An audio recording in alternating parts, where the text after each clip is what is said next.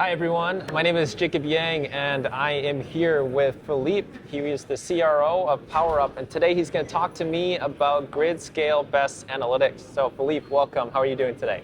I'm good, thank you. Thank you How are so you? much. I am doing well, thank you. Thank you for being here. So Philippe, let's just start with what does PowerUp do? Yes, PowerUp is a battery analytics company bringing something important and innovative to the market, which is a software solution that will care about optimizing safety and performance of battery assets in operations. And who do you serve in the market? Well, our primary customers are owners and operators of battery assets. We're also working with some integrators with two business segments. One is stationary storage, and the other one being electric vehicle fleets in operation. Can you walk me through, so I think we're all familiar with what a BMS is. Can you walk through some of the high-level terminology and where PowerUp fits into the equation? Yeah, there are a lot of software layers in between the BMS, which is the battery management system, which is basically a hardware and software solution that comes with the batteries. The BMS is, in a way, an important part of the equation. It's a system that is local, where the battery asset sits, and that constantly measures information about voltage, about current, about temperature of those batteries. And this data is then to be used for monitoring purposes. We are using this data for analytics purposes, which is going a step further into analyzing the deep behavior of those batteries. So that's where PowerUp sits, above the BMS layer, with an additional software solution that will make it possible to go further into a good understanding of how the battery assets behave. Makes sense, makes sense. From my understanding, the value that PowerUp brings is more than just the analytics as well. You also have a team of electrochemists, battery experts, data scientists. Can you talk a little bit about the value they've brought to PowerUp and how that equates then to the owners, operators, and integrators in the industry? Yeah, that's very true. PowerUp initially is a spin-off of a big French research lab called CEA. And this spin-off is actually happened in 2017. And key experts of the industry have decided to create the company and bring their knowledge from more than 15 years of research, understanding the degradation mechanisms of lithium-ion batteries. So science and electrochemical knowledge is at the heart of what PowerUp does. And these experts have developed algorithms from this understanding of the science mechanisms that are driving batteries' behaviors. On top of this, we're enhancing those models with additional AI-enhanced capabilities, features that make the portfolio of features that we bring to market even richer. But the science-based understanding is at the heart of what we do, and it's truly important to be able to fully understand what comes out of the models, as opposed to companies, completely being AI in nature and not always understanding the science part of what they're doing. I'd love to switch gears for a second. Can you walk us through what a battery anomaly is and the different type of anomalies out there? Yeah, a battery is a complex system because of its electrochemical nature. It's not purely mechanical, as can be a wind system or a solar system.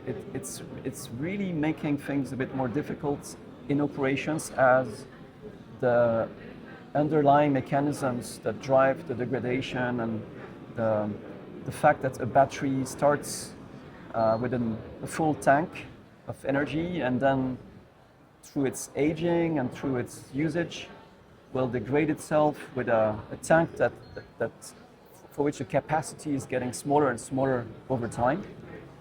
And there could be anomalies in the way this aging is actually happening. It can go faster than expected. It can be anomalies in a potential safety incident where basically all the energy that is packed in the battery can eventually burst out and explode and create a fire. If, for instance, there is a short circuit happening within the battery, there can be a hotspot that is explained by some bad welding. There can be all kinds of things that degrade potentially the performance of how the battery delivers and also the safety of the entire system if things are not analyzed and monitored correctly. Makes sense. It's my understanding that some of these anomalies or imbalances can go undetected for some time before they reach that BMS threshold. More recently, PowerUp came out with a inter-rack imbalance white paper. Can you talk to us a bit about what the white paper entails and how that imbalance is different than what we might think of a normal cell imbalance?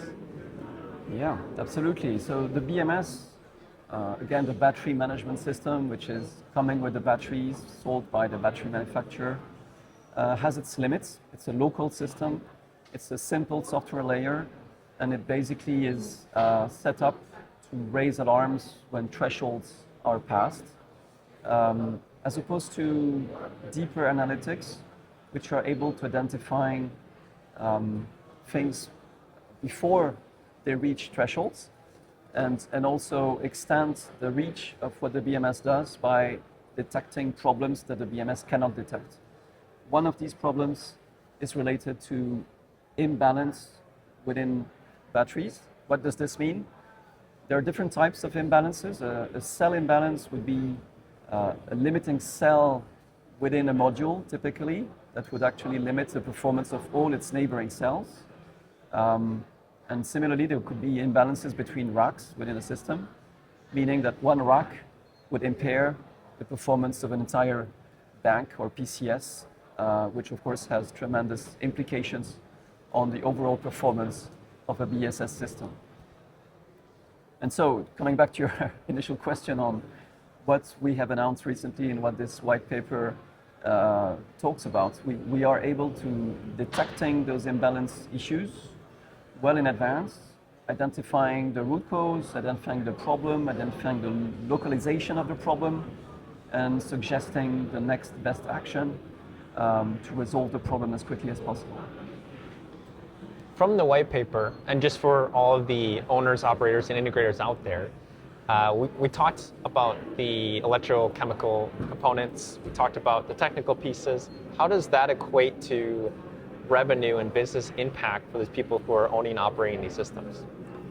Yeah, that's a great question, because eventually, you can deep dive in any technical innovation. If there is no return over investment, it doesn't make sense.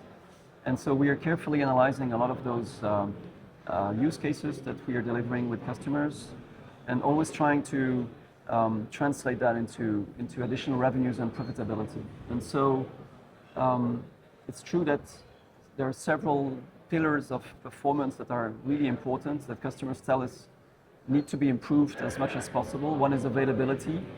If we can prevent shutdowns from happening, that augments the availability rate, and then we can capture market opportunities when they appear. Truly important. The second one would be capacity of your system. This capacity can be impaired or degraded by all the anomalies that we discussed previously, and that directly translates in not being able to use an optimum tradable capacity if not resolved first. And so if we can improve the capacity by 10, 20%, that makes a big difference on the bottom line. And finally, last but not least, the lifetime prediction or the lifetime expectation of a system is something that can be computed by our systems, not only computed but also improved. If there is a dispersion of performance among the racks and the modules of a system, some of which being expected to last maybe 5 years less than the rest, than the average, then you can identify the underlying reasons for why is this the case? Why are those low performers aging quicker than the others? And by solving those problems, you can actually extend their lifetime by as much as 3 to 5 years, and that makes a big difference again in additional revenues,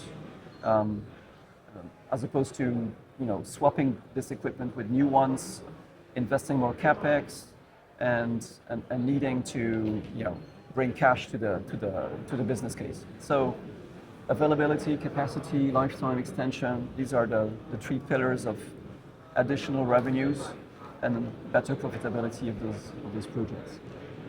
I know another thing that PowerUp focuses on is safety. I saw that in 2025 from American Clean Power that PowerUp had a featured poster. Can you talk to us a bit about the HVAC product and how that helps with thermal runaway or whatever it may be at the end of the, right before the threshold? Yeah, that's a very important topic. Safety is at the heart of everything we do, and we want to improve the overall safety of these systems. Today, 99% of the industry improvements with regards to safety is really put into hardware solutions that will stop propagation of a fire, or that will avoid fire from spreading out too much. We are really putting focus in anticipation and trying to prevent the fire from happening, or the shutdown from happening.